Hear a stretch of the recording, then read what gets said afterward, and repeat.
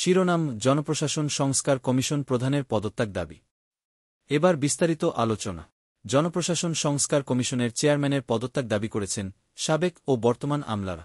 একইভাবে উপসচিব পদে পদোন্নতিতে প্রশাসন ক্যাডার থেকে 50% ও অন্য সব ক্যাডার থেকে 50% রাখার যে প্রস্তাব জনপ্রশাসন সংস্কার কমিশন আনতে যাচ্ছে তা বৈষম্যমূলক, অযৌক্তিক ও ষড়যন্ত্রমূলক বলে মত দিয়েছেন তার।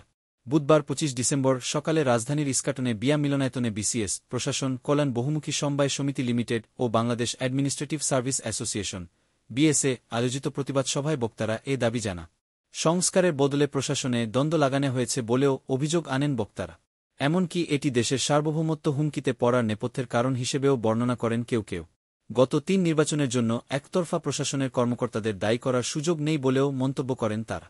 বক্তারা বলেন, ফ্যাসিজম প্রতিষ্ঠিত হওয়া গত 1.5 দশকে একটি নির্দিষ্ট ক্যাডারের দায় নয়, আরও ক্যাডার রয়েছে যারা নির্বাচনকেন্দ্রিক দায়িত্ব সামলেছেন বিভিন্নভাবে। এদিকে সংস্কার কমিশনের পুরো রিপোর্ট প্রকাশের আগেই নানা সিদ্ধান্ত সামনে আনাকে ষড়যন্ত্র হিসেবে দেখছেন কর্মকর্তারা। তাদের দাবি, এর ফলে ক্যাডার দ্বন্দ্ব তৈরি হয়েছে।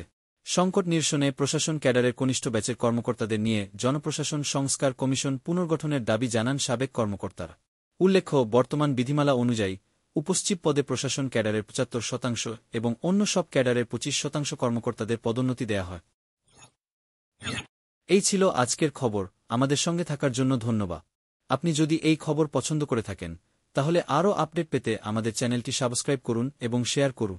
পরবর্তী আপডেট পর্যন্ত ভালো থাকুন।